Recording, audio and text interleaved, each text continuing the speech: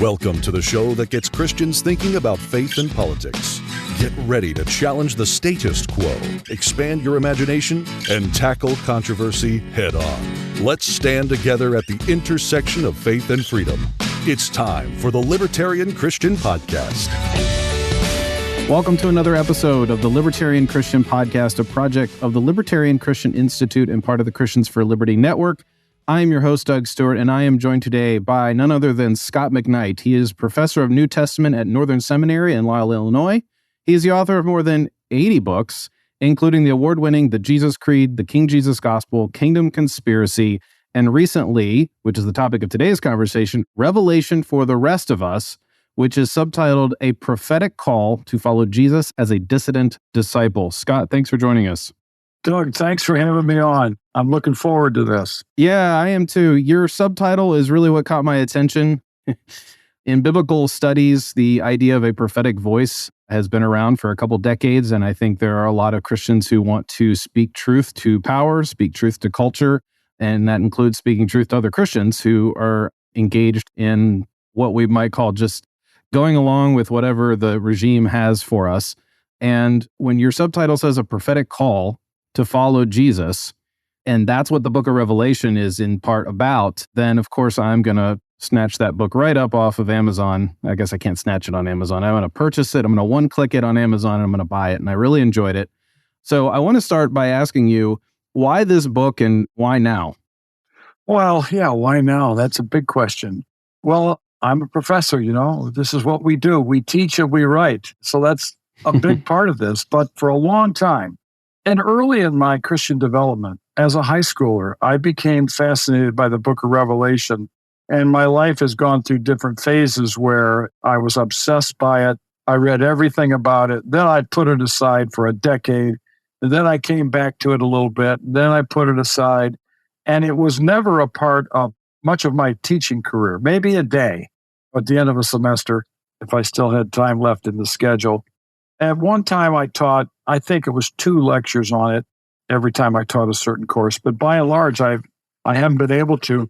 But over the years, my mind shifted away from speculation and sort of the late great Planet Earth of Hal Lindsey. Yeah. My first shift was toward what's called the post-trib rapture, which I thought was really radical on my part. And I found out that a lot of people thought I was almost liberal for believing that, which really seems crazy. But then I read Jewish apocalyptic literature in my PhD days and read through every one of the major texts that were available. And since then, I've read them several times. Since then, I read lots of literature on apocalyptic, and I realized my mind had shifted, but I wasn't teaching a course about it. So I didn't need to put it together for anything in a formal way. And a few years ago, I decided I wanted to put these ideas together. And I taught a course with Cody Matchett in the classroom. And then the next thing you know, I felt like we had something to say at the book level. And we put this together. So Revelation for the Rest of Us. That's and great. The shifts, Doug, for me were from, let's say, pre-trib kind of pretty populist Hal Lindsey kind of thing, Salem Kurban. Most people don't know who that is. And then it was post-trib. And then I became classified, I guess, as a preterist. But I began to see the book more about discipleship and discernment of, let's say, the political powers than any kind of time scheme. So I don't like to be called a preterist or even an idealist, because I think that it's all framing things by how the time works out in Revelation. I think as apocalyptic literature, that's not the best way to frame it. Well, it's a very biblical theology way of approaching the text, of course. Yeah. Which is good. Just a little bit of nerding out. Do you remember in the late 90s, there was this book by this guy who was talking about the pre-wrath rapture, and it was sort of like not quite in the middle of the tribulation, but it was like near the second half of the last third or some crazy numbering like that? I do remember it, and there was a guy named S.I. McMillan who wrote a book similar to that when I was in my college days called Discern These Times. And so I kind of knew about the pre-wrath. Just whenever you start seeing the wrath of God poured out on the world, then you got to get the church out of the way. Yeah, that was sort of the driving factor there. Yeah. For sure. Well, so talking about how we approach the book of Revelation, for people today, a lot of times we just think of it as like, well, that's a book about the future and what we can look forward to and how we can hope and how God's going to sort of wrap things up, right? Yeah. Maybe not necessarily rapture things up, but how God's going to sort of figure this all out and be the winner, as we might say. What is wrong-headed about that? Is it a matter of simply saying, well, that's not the kind of book this is? Or is it a matter of like, well, that doesn't really apply to us except for some future distant time? Well, that frames everything as if the book of Revelation is entirely a prophecy about the future. And until it all comes to pass, none of it is coming to pass. And I think that's a mistake. Apocalyptic literature works for people who are mostly oppressed.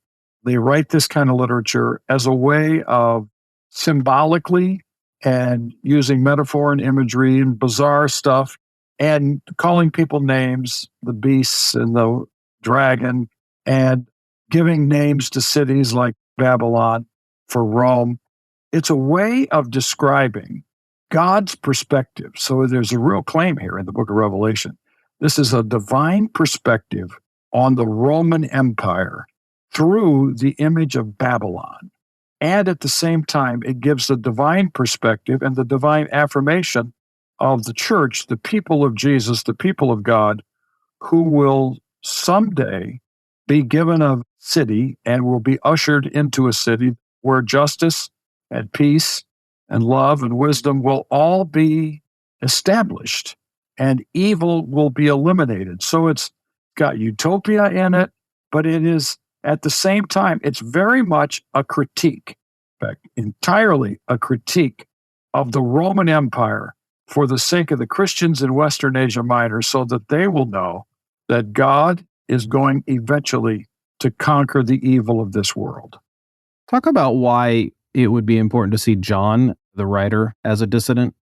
Well, to me, yes. I mean, right away in John, he says, I, John, your brother and companion in the suffering and kingdom and patient endurance that are ours in Jesus, was on the island of Patmos because of the word of God and the testimony of Jesus. And I think John, the way I like to say it, Doug, is he had the courage to speak up and to speak out, and therefore to speak into the Roman Empire's powers and structures. And he ends up in exile on the island of Patmos. Now, my co-writer at one point, Cody Matchett, wasn't sure that was actual, that he was in exile, but Patmos is an obscure little island out there, and the chances of him wanting to live out there are not very high. So I think John is a dissident, and well, because he was a dissident, he is in exile from the churches, and therefore he has to write this letter, these letters, if you want to call them, messages, and this apocalypse in order to communicate to the churches, because there was no other way for him to do that. Yeah. You write in the book pretty early on that for us to read this, there involves a dual critique of the church and of empire. And I think it's pretty clear how this is a critique of empire if you read it this way. Or even if you don't read it in the specific way that you understand, you can still see it as like empire is bad, right? Yeah. How is it also a dual critique of the church? Well, Revelation chapters 2 through 3 are these 7 churches: Ephesus, Smyrna, Pergamum, Thyatira, Sardis, Philadelphia, Laodicea. And in each one of these, John, basically, not everyone, John critiques something about the church. And I like to look at it as there's 3 or 4 categories that a person can use. One of them is that they have distorted teachings. And John is willing to use some pretty strong language for the problems in the churches. I mean, he likes to use the word adultery. And I mean, this is strong language in the ancient world. And John sees it's like an idolatry and adultery combined, which he connects to Balaam from Numbers 25. And then for him, there is very clear a distortion in their practices, that they're not living the way they're supposed to be. They have inconsistent behaviors. And then he has a disordered love theme that he talks about, that their behaviors are off their teachings are off, and they've lost their fire for Jesus. It's not real clear exactly what he means, that they've lost to Ephesus, they've lost their first love. But I think it's, in Johannine writings anyway, it's love of God, love of others. And at some level, it's broken down. And John wants to castigate them for that. And if we study let's say, the passages in Revelation 2 through 3, and we see the sins, we begin to realize that these are the sins that sound like Revelation 17 through 19, which is the description of Babylon. So the way I like to look at it, and I think about it this way so much now that I'm not changing my mind, I tell my students, and that is, it looks like Babylon creep, or is Rome beginning to impact the church in ways that is coercing or at least culturally shifting and forming believers in Jesus to start living like the way of Rome rather than the way of the Lamb. So that's why he's a double dissident. He critiques Babylon, but because he critiques Babylon, he has to critique Babylon in the church. Yeah. And our churches are just like this. I wrote a book with my daughter called A Church Called Tove, and we quoted David Brooks, who makes a pretty impressive statement to me that wherever we work, that culture has an ability to make us the kind of person that likes to work in that place. Well, that's a pretty clever expression. I'm not quoting him exactly, and I think his is probably better. But the thing is, if you live in Rome or Babylon long enough, you begin to live like Babylon. And that's what John doesn't want happening in the church. Yeah, that's especially true when you have Babylon or Rome increasing the opulence and comfortability of its citizens or those within its borders. Yeah. And so when you can live that way, it's easy to lose your first love. It's easy to become lukewarm. It's easy to, it's all those different things. Yeah. There's two things that I really thought early on as I started reading your book that I was really excited to re-understand Revelation in a way, because I've put it away for 10 years or more, just like you said you did for a while. And I didn't have any really strong opinion about how should I read Revelation? I just kind of didn't discuss it other than a handful of passages or whatever. And there are two things that are early on that really stood out to me as super critical in terms of understanding it. And one was that you encourage us to use our imagination, and that Revelation is visual and auditory engagement, and that there's so much imagery. And if we can use our imaginations, there's auditory happening. There's all kinds of sensory experiences that are in the book of Revelation. And then the second piece of this, which is really helpful, of course, is the playbill, which is who are the characters and what's happening here. And of course, you have the words wild thing as opposed to beast in there. So those are kind of two things that early on I felt were really useful in getting me started at understanding Revelation anew. Can you talk a little bit about the auditory or the visual and auditory engagement? I've been kind of fascinated by this, and I'm fortunate to know some of the world's great scholars in, let's say, apocalyptic prophetic literature. And so I was able to ask some questions. But John, over and over, I think 60 times, says, I saw. All right, so he sees things. He does hear things, not as often, but he does see things, and he does hear things. So those are the sorts of experiences that he's having. So I asked these two scholars, Europeans, I said, what do you think happened to John when he said he saw? And both of them immediately said, I think it was a visionary experience in his head. He could even have been asleep. So it's not like that he was in a room and all of a sudden all these things were dancing in front of him. It was more that he had this visionary experience. Well, I don't consider that even to be a debate. I mean, I don't think it's crazy. I think it's very common. People who have visionary experiences often don't know whether they're awake or asleep. Sure. The second thing for me, though, is what really fascinated me was, so John sees these things, but how did he describe these things? And John's language, Doug, this is really amazing. John's language is so like the prophets, Daniel, Ezekiel, Isaiah, little Zechariah, little Jeremiah, a lot of prophets, that what he sees, he can only describe through the language that he had learned in the prophets. I don't think he necessarily was seeing the same things. He may have been. I don't think John thought these were all prophecies coming true. I think rather John didn't know how to describe these things apart from that prophetic language. But here's the stunning thing. It just depends which scholar you ask, somewhere between 300 and 600 echoes of Old Testament passages in the book of Revelation. And John almost never quotes the Old Testament.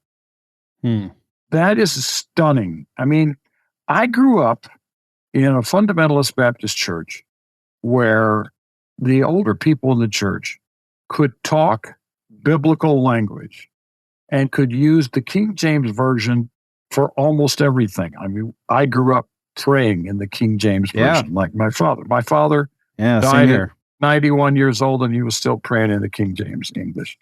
And this is John. John's experience is such that he cannot describe what he saw apart from using the Old Testament. But what he described was like the Old Testament. It wasn't just identical to the Old Testament. So this fascinates me, and it's his imagination. And I believe that he wants us, he'll say over and over in this book, look. He wants the readers to look, the listeners to look.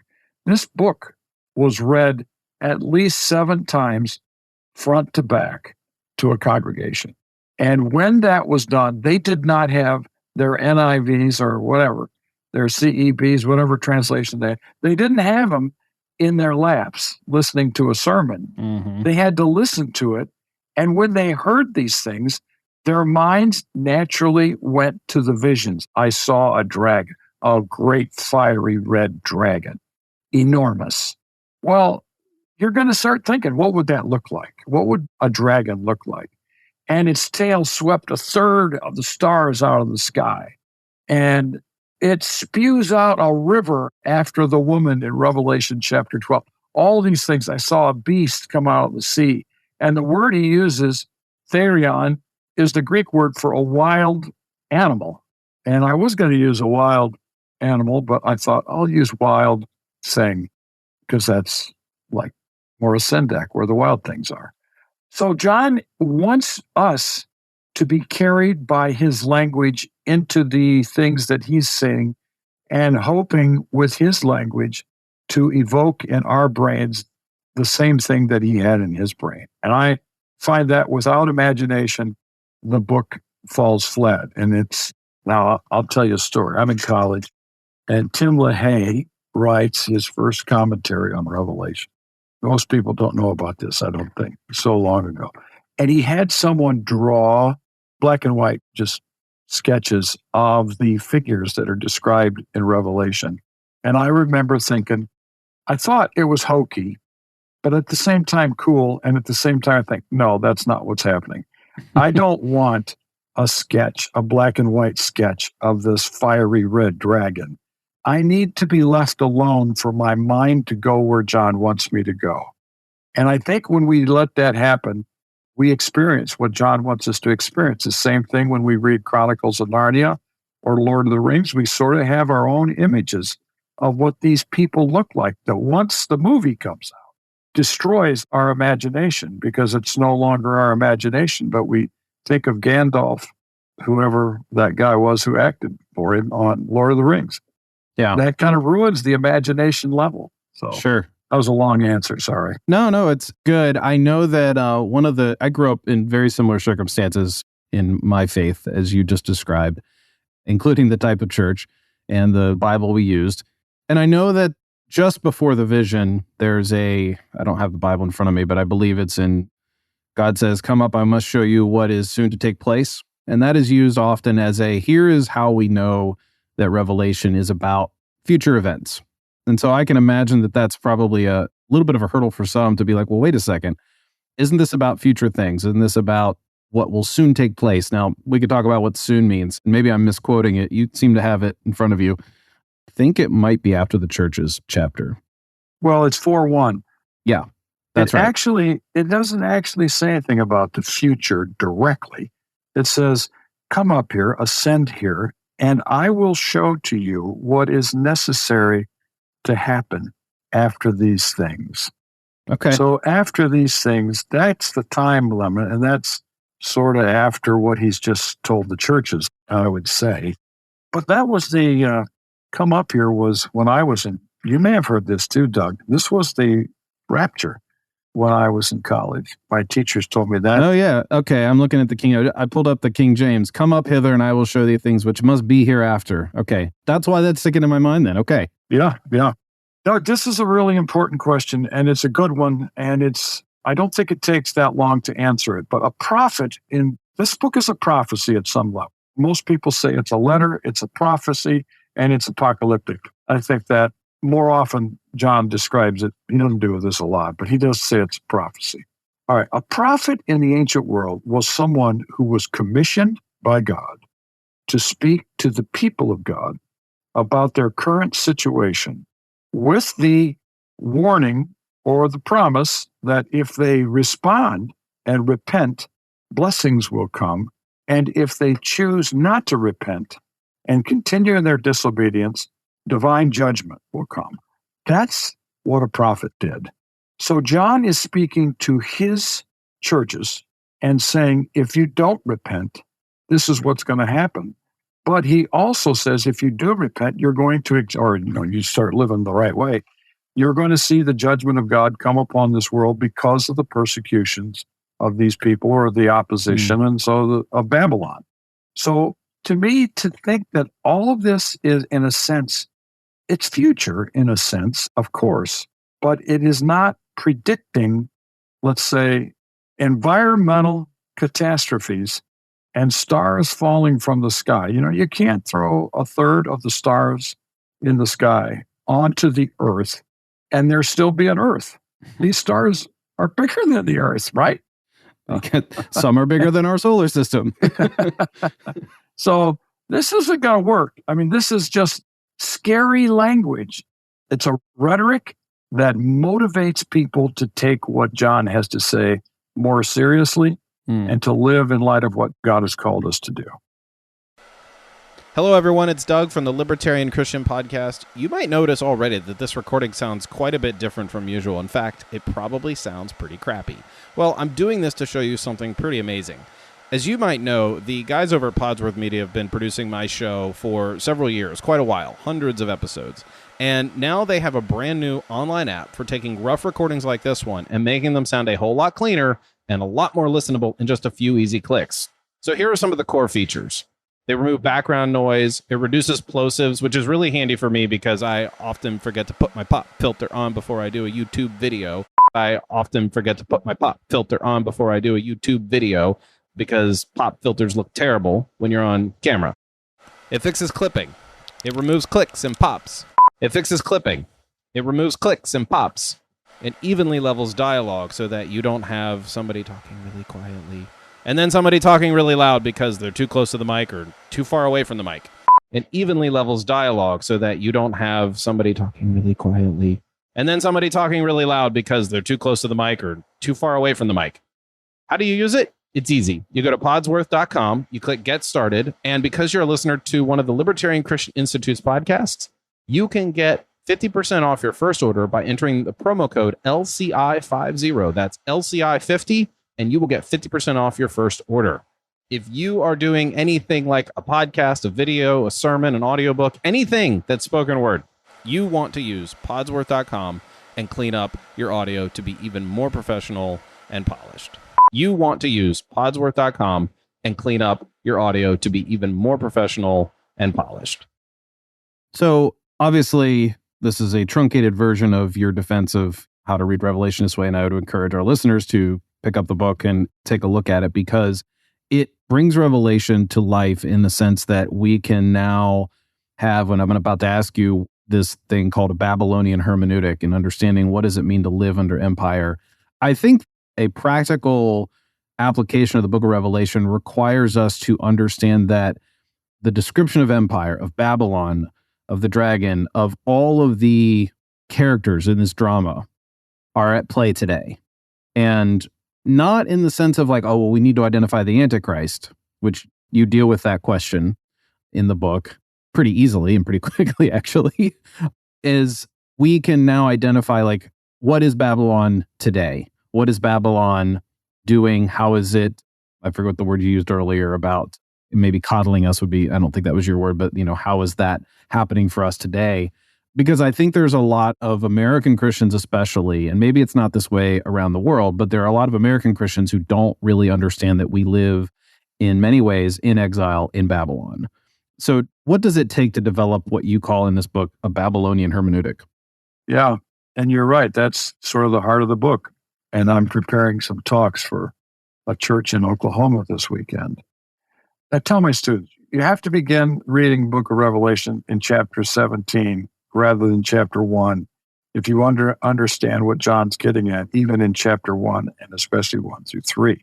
So that helps to go there. But John provides for us in Revelation 17 through 19, or through most of 19, a graphic depiction of Babylon, Rome as Babylon. I mean, he's taken Rome and flipped it on its head, turned it over, turned it inside out, made fun of it, and basically taunted the place by saying, this is what you're really like. And it's graphic exaggerations. It's clever, but at the same time, it's not the kind of language we use in politics today. But he sketches Babylon, and I tell my students, read through these chapters together and tell me what are the major elements of Babylon. And they almost all come up with the same things. It's anti-God. Now, this is the God of Israel, the God of the Christians. It's idolatry. They're full of opulence, the clothing, the food, the enormous stuff coming into, the produce coming into Rome. They're murderous in persecution. I'm reading right now Suetonius's The Lives of the 12 Caesars. I cannot believe how murderous the Roman emperors were. They just killed people who disobeyed. And I mean, we're not talking about 2 people behind closed doors. We're talking sometimes 1,000 people that they just murder. Wow. It was an empire that was filled with itself as an image. And everywhere you went, you were reminded, if you were in Ephesus, if you were in Laodicea, if you were in Hierapolis, it doesn't matter where you are, Athens even, you will be reminded everywhere you go of Rome's impact and control of the world in idols, in gods, in names, in language. So there was an image, a branding type life in the Roman Empire. Militarism is huge. Every Roman emperor was an emperor because he was an imperator. He was an imperial presence in the military. They gained their standing by victories on the battlefield. It's sort of like if you won the Iraq War. I'm not real good on my war history here, but let's say you're Schwarzenegger, you get to be the president because you won. And if you came back into the city as a military victor, you slaughtered the people who would oppose you. So it was a military might. And then there was a powerful economic exploitation dimension to the Roman Empire. And this is so prominent in Revelation chapter 18, over and over. The merchants, the sailors, the pilots there, this is the boats, they are bringing in stuff to the city of Rome so that Rome can consume it. And the Emperor Vitellius, most people don't know who he was. He didn't last very long. He had 4 banquets every day as the emperor. He even had a banquet at breakfast, and he was overweight because of it. Larry Beard makes fun of him. And of course, the dominant theme, obviously, is that they were arrogant. This is a trope from Babylon. I'm a queen. Nobody's going to touch me. I'm the greatest ever.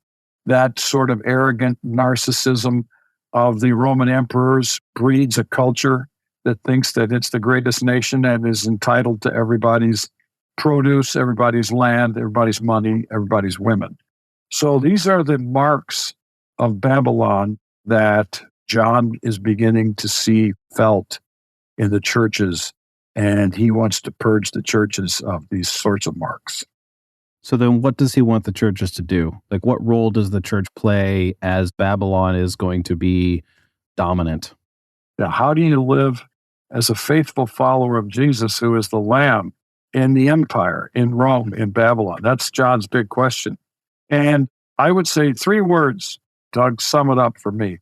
The first is they have to be discerning enough spiritually, mentally, intellectually, however you want to describe it, to see the presence of Babylon and what it's doing to the people of God and to, let's say, the culture.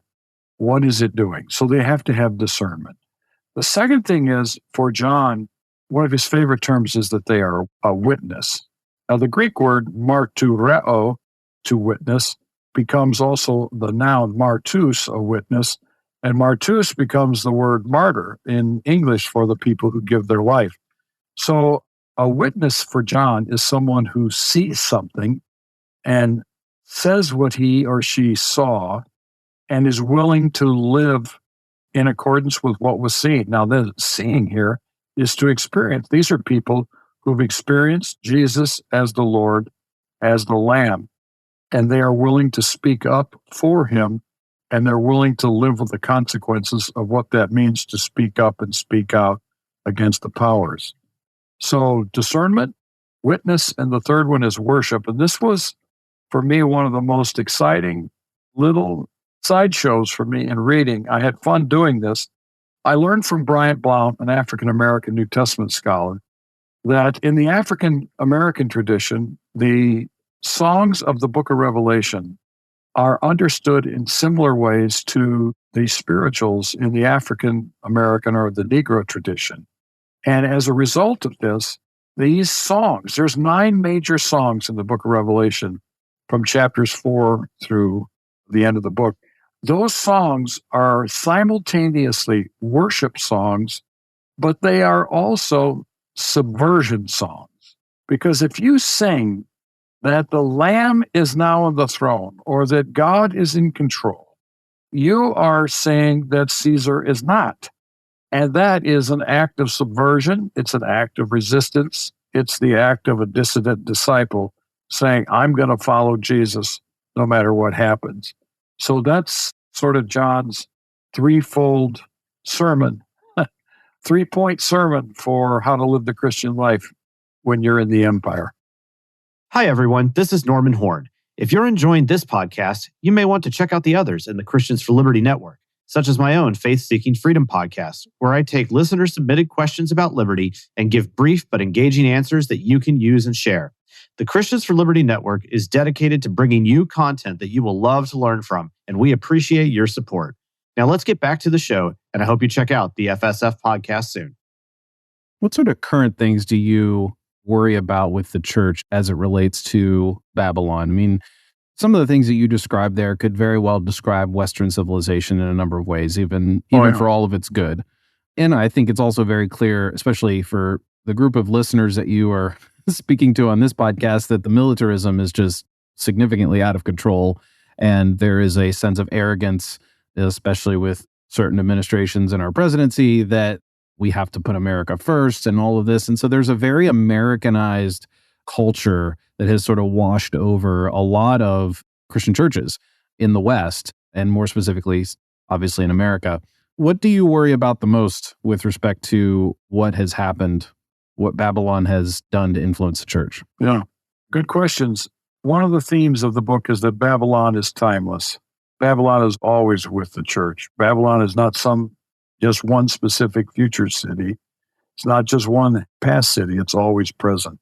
And I think that we have to have eyes of discernment. And if we study this book carefully, we will be given it's not cynical, but it's not afraid of critique and criticism either. So I think we see some characteristics in the church today. I think there is a partisanship of some Christians who think the Democrats are the true Christian political party, and others who think it's the Republican Party. And I think when we get too narrowly defined, we lose our capacity to have let's say, the Babylonian hermeneutic of being able to see when things are off base and when they're on base.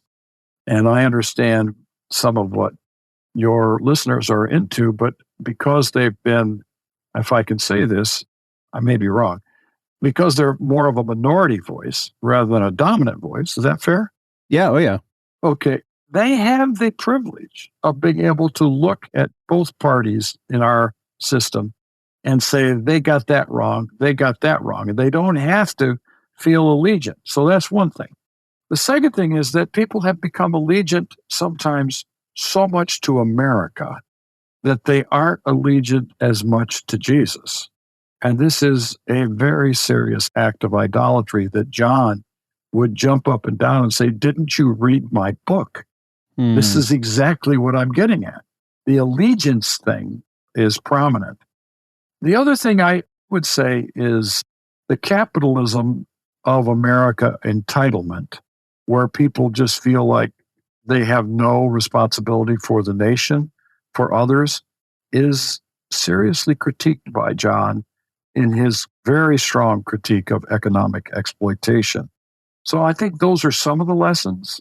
Our diminishment of the significance of God in culture, very much along John's line. I see abortion. I see our lack of interest in the prison systems where we can restore people and try to gain freedom for people. Now, I don't want to release people who are going to make a mess of the United States and start killing people, but I really think there's power used to silence people, to destroy people, to hide people away, rather than the moral fiber of working with people to restore people into society and bring reconciliation. All these things, I think John would say, not acceptable. Yeah. No, and I think you have an alignment there with a lot of libertarians, especially libertarian Christians. I think the economic exploitation thing would probably need to be fleshed out over many hours of conversation, because I think not all things are exploitative. Yeah. Well, that's a tough word to say, but you've probably read the book Colossians Remixed. I did read by that. Walsh and Keesmatt. Yeah. When I was in seminary, we had to read that book, and I want to get your take, not on the book, but on this particular thing, that I think there's a lot of Christian critique of either America or capitalism or globalism or whatever it might be. It tends to come from the left that sees this moniker of empire in just about anything they don't like. Yeah. And I remember reading that book, and at the time I was not quite fully libertarian, and I was just sort of like, I was really into being able to identify systems of oppression. And I still think that's very valuable as a Christian, to identify a system of oppression. I mean, I could cite for you all the libertarian ones, right? But I remember reading their book and thinking, hang on, they're just picking the things they don't like happening out there in the world. And they're saying, well, this system, for them, it's global capitalism. And in my mind, what they really mean is global consumerism, or Keynesian economic driven capitalism. That's a different topic. But I realized at the time, or identified at the time, we could just pick anything and say, you know what, that's the latest thing that's called empire, because it's sort of a system. And do you see that danger? And I don't know if you have any thoughts on that. Well, I was not too impressed with Walsh and Keesmatt in their Colossians remix. It was fun. It was sexy in a sense. And it really got a lot of sales for InterVarsity, and they almost wanted to start a series on it because it was so potent. But, Doug, I look at this as they're social democrats, or maybe farther to the left than that. And they believe in a sort of... Well, after reading Romans Disarmed, that's about right. Yeah, I wasn't crazy about it at all. And then they're more redistributionists and stuff like that. So they're coming at it from that angle, and they see empire then anytime there is accumulation or economic success in a traditional sense, or at least, I don't know economic theory that well. So I saw them as offering a very typical European Christian critique. And I know they're Canadians, but they had picked it up. I see it in Tom Wright. I used to it a lot. Sure. And I think that there's something to that. I think when they begin to wed it to political systems and they don't know political systems from the inside out, I think that it can get messed up. To counter what I saw going on, I read all of Roger Scruton's books just to become familiar with the other side of this. And I think Roger Scruton has a lot of wisdom that can offer counterbalances in some of this stuff. I don't speak about this kind of stuff because I don't know political theory well enough. I need to stay in my lane. Sure. But yeah, that's all I have to say about it. Well, it's interesting that you say that, because that's very respectful, because there are a lot of biblical scholars that my team at LCI really admires and appreciates. And we feel like sometimes they don't stay in their lane. And Well, They're very obsessed with all of the empires they can identify, except the one, Babylon, Rome, that's literally like still in front of us. And, the libertarians are all out there saying the state is Babylon. Well, the Christian ones at least are saying the state is Babylon and the state is Rome. Like there's, we have a hat on our website that says Jesus is Lord, but it has Caesar crossed out and Jesus is written over top of it. Yeah. And we understand implicitly that those statements are together. Just to wrap this up, I have two questions. And one is, I can imagine people listening to this conversation being like, well, I already know how to read Revelation. I've got my system. I've got my way of reading it. Is there room for people to say, all right, I think Revelation is about a lot of the future, but still also embrace what you're saying here as a discipleship program? Yes. They avoid the speculation, predictive things, and make it about who in the modern world is doing what in the book of Revelation. In other words, if they think the beast out of the land is Putin, then they're speculating and then they're making it a prediction. But if they think Putin fits the bill, that's a good idea. So yes, I do believe that people who have a chastened, humble, let's say predictive dimension to it, or futuristic a little bit, they can use the book well the way John wants it to be used. And I've often said that the predictors, the speculators, were wrong every time, but they could have been right had they just calmed down a bit. They could have said, yes, Stalin is like Antichrist.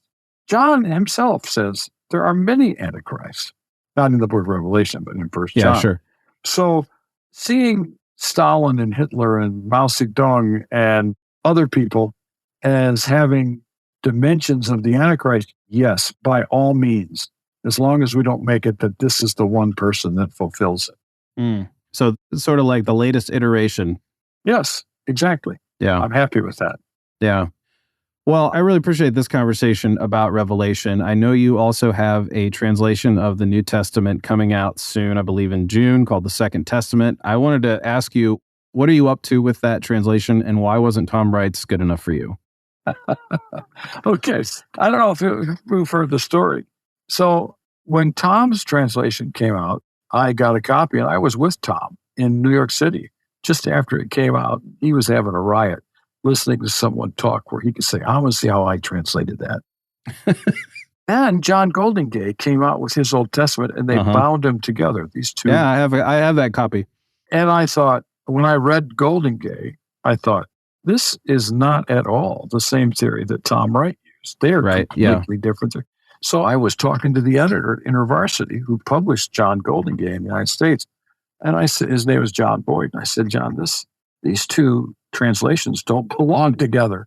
They're completely different theories. He said, what do you think should be done for the New Testament? I said, something along the line of John Goldingay, a more literal, crunchy, less English-sounding translation. He said, would you like to do it? And I said, yes. So that was how the contract started. How long ago was that? Because it's been a few years then. I spent 2 whole years just doing nothing but translating. Oh, wow. Wow.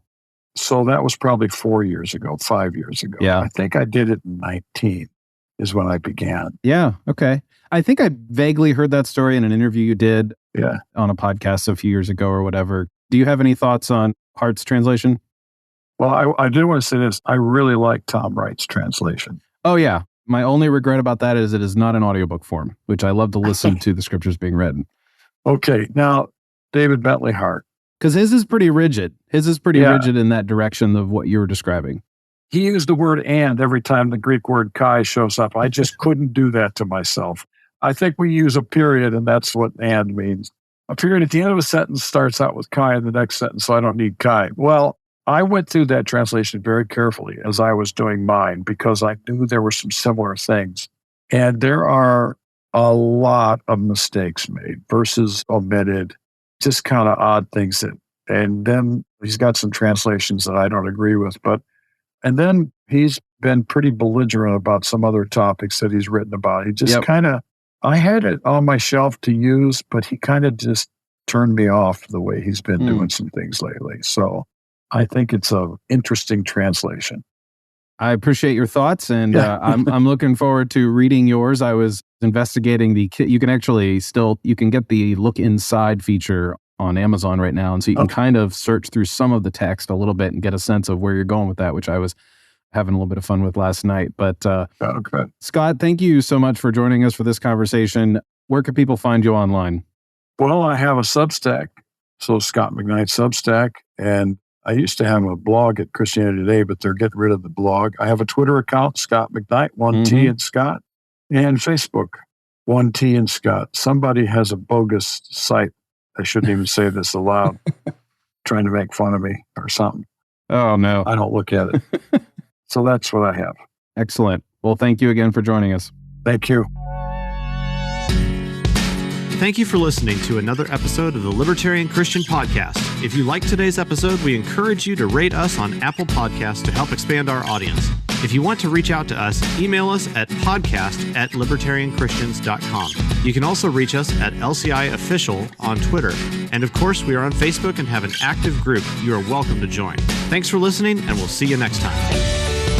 The Libertarian Christian Podcast is a project of the Libertarian Christian Institute, a registered 501c3 nonprofit. If you'd like to find out more about LCI, visit us on the web at libertarianchristians.com. The voiceovers are by Matt Bellis and Catherine Williams. As of episode 115, our audio production is provided by Podsworth Media. Check them out at podsworth.com.